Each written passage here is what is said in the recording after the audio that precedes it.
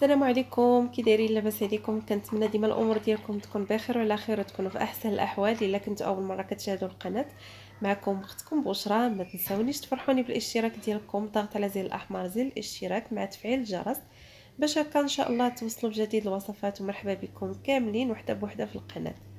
اليوم باذن الله في هذا الفيديو درتو تحت طلب بزاف ديال البنات اللي بغاو هكا نبقى نشارك معهم اليوميات ديالي. فبصراحه بالنسبه للاخوات اللي كيقولوا لي بغينا هكا يوميات اللي يكون فيهم تنظيف اليومي اللي كديري هكا المنزل ديالك بالكامل، فبصراحه شحال من مره كنسجل لكم اولا كنصور لكم هكا فيديوهات اللي فيهم من طبيعه الحال الروتينات اللي كنجمع فيهم من طبيعه الحال البيت ديالي. ولكن بصراحه ملي كنجي كندير المونتاج ما كنرتاحش نهائيا في هذوك الفيديوهات. فكنتمنى انكم تسمحوا لي على هذا لانني ما كنصورهمش لكم، ولكن كنوعدكم ان شاء الله من بعد نقدر نغير هكا الراي ديالي ونشارك معكم اكيد كل مره هكا التنظيم والتنظيف اللي كندير هكا البيت. فهنايا بغيت نشارك معكم اخواتي بالنسبه للوجبه ديال الفطور كيف ما شفتوا معايا. فانا درت هكا الحليب باش يفيض، ودزت هنايا خديت الكيكه. فبالنسبه لهاد الكيكه كانت بقات لي هكا من العرضه اللي كنت درت. فبالنسبه لهاد الكيكه اخواتي راه كانت عندي هكا من نهار الجمعه.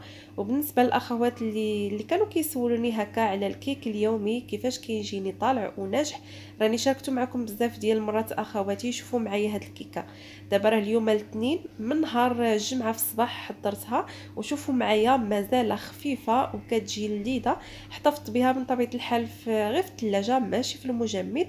غطيتها من طبيعه الحال بالبلاستيك الغذائي، وكيف ما شفتوا معايا هذيك العلبه اللي شاركت معكم بزاف د المرات اللي كنوضع فيها هكا الكيك اولا البريوش ملي كيتبقى ليا، وكنحطها هكا في الثلاجه. فملي جيت هكا نوضع هاد الكيكه بكثرت ما هي عاليه، فما جاتش قد هذيك العلبه. داكشي علاش كيف ما شفتوا معايا قسمت هاد الكيك على النصف، ومن طبيعه الحال غطيته بالبلاستيك الغذائي باش هكا اخواتي نحطو هكا في الثلاجه. وقت ما احتاجيت الكيك كنلقاه واجد. صافي هنايا كيف ما كتشوفوا معايا القهوه ها هي هنايا راه طلعات. بالنسبه للكيك راني استفتو كيف ما شفتوا معايا. وغادي نوضع الزليفات اللي من طبيعه الحال كنوضعوهم هكا في كل وجبه ديال الفطور، كديروا فيهم اي حاجه نتوما كتبغيو هكا تفطروا فيهم. فبعض المرات اخواتي الفطور ماشي دائما كيكون هكا فيه الكيك او لا فيه الملوي المسمن. فبعض المرات اخواتي تنكون هكا كنوجد غير فقط زويته بلديه مع كويس ديال القهوه.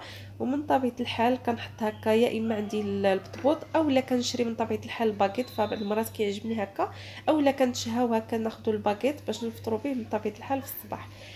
هنايا كيف ما كتشوفوا معايا غادي نوضع هكا شويه ديال الفرماج، غادي نوضع الزيت، وغادي نوضع من طبيعه الحال شويه ديال الكونفيتور اولا المربى ديال الفريز. فانا كيعجبني هكا ديال الفريز. وإلا بغيتوا اخواتي نشارك معكم هاد الكيكه فسمحوا لي لانني ما شاركتش معكم هكا الوصفات هكا اللي حضرت للضيوف بالنسبه هكا الوجبه ديال الكوتي. فبصراحه ما كانش عندي الوقت باش نصور لكم كل شيء.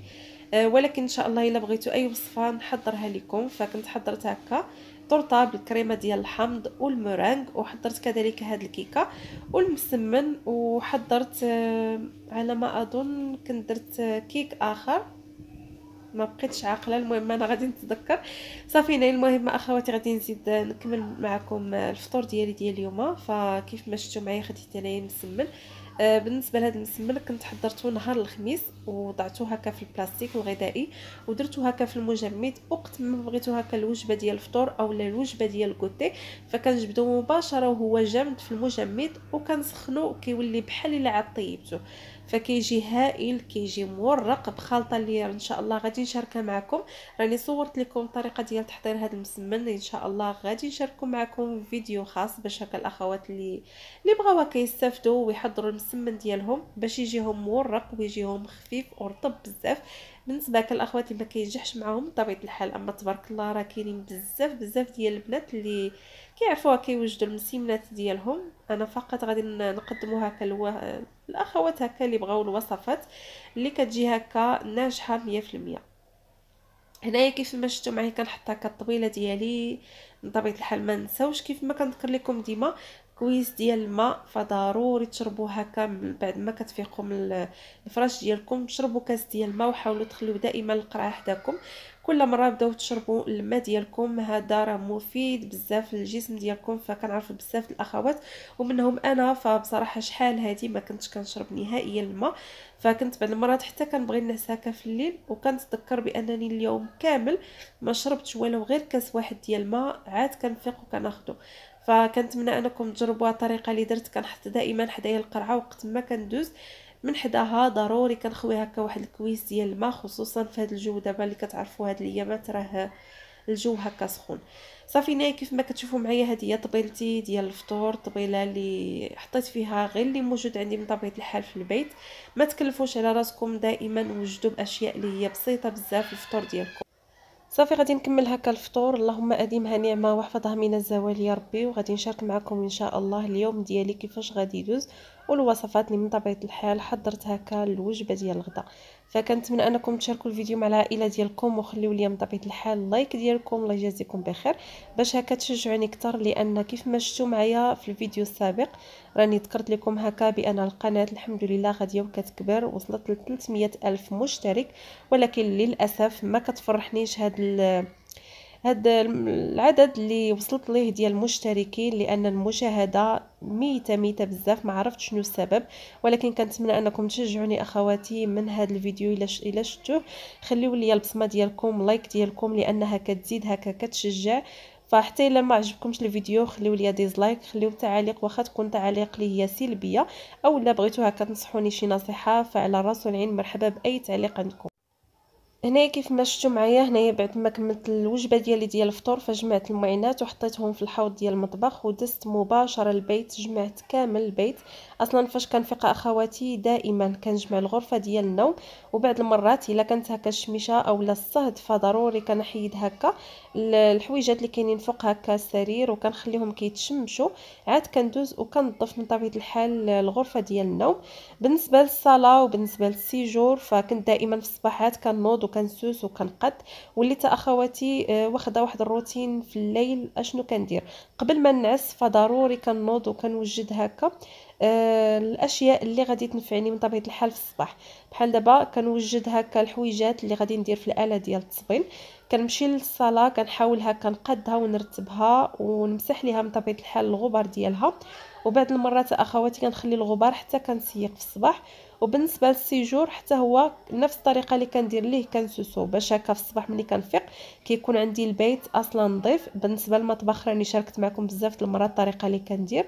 فدائما في كل حاجه اولا المعينات اللي دائما كناكلوا فيهم اولا كنصوب فيهم شي وصفه، فضروري اخواتي كنغسلهم وكنمسحهم مباشره. فانا ما شريتش هذيك الشبكه ديال الماعن باش ما نعكز على المعينات نغسلهم شي نهار ونقول خليهم صافي حتى يسقطروا، عاد ديك الساعات نرجعهم بلاصتهم. فدائما اخواتي خديت هكا غير واحد الشبيكه دوك اللي كيتبعوا ديال بيم، راه شفتوها عندي بزاف المرات اللي اللون ديالها في الغوص. فهي اللي كنحط فيها بعض المرات الا عندي المعينات كتار ولا عندي المعينات اللي هما قلال. كيف ما شفتوا معايا كندير غير ديك الشبيكه هكا اولا هذيك الطابيه اللي هكا مشبكه، كنديرها دائما وكنحط عليها المعينات. ملي كنسالي كنمسحهم مباشره وكنحطهم باش هكا المطبخ ديالي دائما كيكون هكا نقي وما فيهش المعينات. هنايا كيف ما كتشوفوا معايا خرجت هكا واحد القطعه ديال اللحم. ان شاء الله اليوم غادي نحضر قطيبات هكا ديال اللحم. فجبت هذا اللحم المجمد في الليل ملي بغيت هكا نعس، جبتها ودرتها في الثلاجه وخليتها. وفي الصباح اخواتي جيت هكا باش نقطع اللحم، واخا اللحم مازال ما ديكونجلاش مزيان، كنحس هكا بالجهه الدخلانيه مازال هكا شويه واحد شويه جامده. ولكن ماشي مشكل، ضروري خصني نقطع هكا القطيبات ديالي اولا اللحم ديال القطبان، غادي نقطعوه باش هكا نشرملو، وعاد نرجعو ان شاء الله للثلاجه حتى الوقيته اللي نبغي هكا نشوي هاد القطيبات. عاد غادي نجبدها ان شاء الله ونعمرهم في القطبان.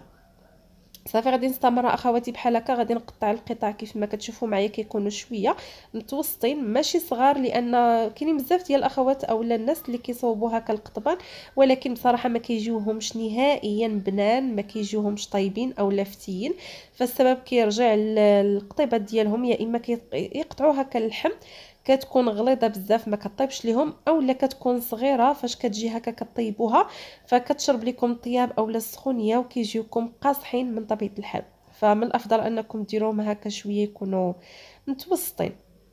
صافي هنايا كيف ما شفتوا معايا بعد ما قطعت اللحم وضعتها في هاد الزليفه، كنوضع عليها كميه ديال البصله. فعندي بصله اللي الحجم ديالها كبير، خديتها وقطعتها، ما وضعتهاش كامله، خليت واحد الكميه اللي ان شاء الله غادي نضيفها في واحد السلطه اللي غادي نشارك بها هاد غادي نديرها مع هاد السلطه اولا مع هاد القطيبات. وكندير شويه ديال الربيع، كندير هنايا شويه ديال الملحه، معلقه صغيره كيف ما شفتوا معايا ديال التوابل الخاصه بالشوا. الا عندكم ديال الكفته اولا ديال المروزيه فتقدروا ديروها ماشي مشكل. الا عندكم اخواتي القزبر يابس حاولوا ديروه، فكيجي رائع ومفيد بزاف باش هكا تبقاو تضيفوا دائما في الوصفات ديالكم اللي كطيبوا. درت شويه ديال البزار، شويه ديال الكمون، ومن طبيعه الحال التحميره كتكون شويه بزيت، تقريبا واحد معلقه كبيره حتى المعلقه ونص ديال التحميره. شرملتهم كيف ما شفتوا معايا، ودرت كميه ديال زيت الزيتون وكميه ديال الحمض. فبالنسبه للحمض كيخليهم كيجيو فتيين بزاف. ما عندكمش الحمض حاولوا ديروا هكا الخل العادي ماشي الخل الابيض. فبالنسبه لي انا كان عندي هكا متوفر الحمض، عصرت هكا واحد العصره ديال الحمض وخليتهم في الثلاجه باش هكا يتشربوا ليا من طبيعه الحال هذيك التوابل ويجيوني فتيين.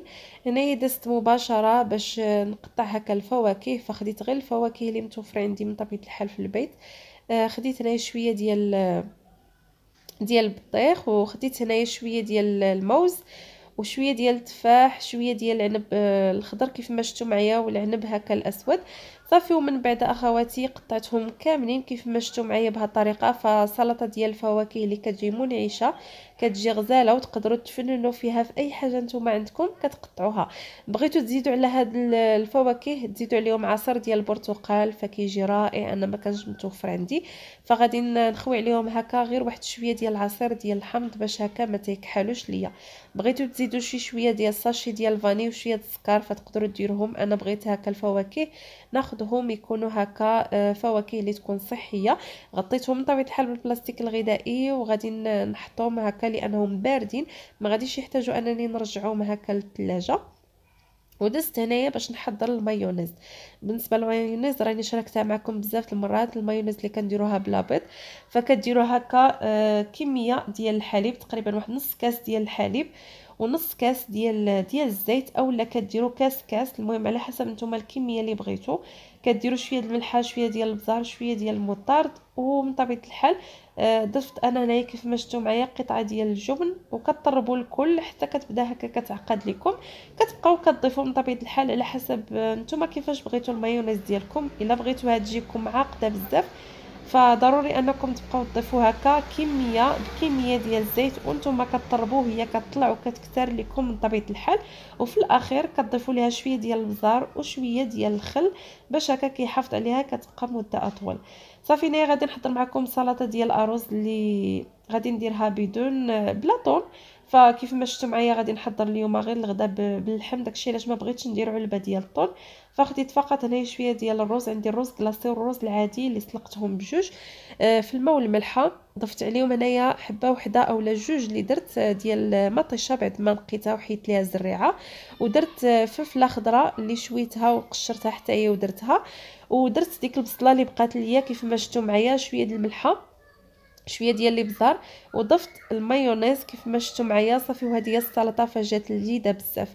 غادي نرافق هذاك الارز بالجزر اللي شفتوا معايا حكيتو هكا، وعندي الملفوف اولا المكور الموف حتى هو اخواتي خديته وحكيته في الجهه اللي كتكون هكا غليظه.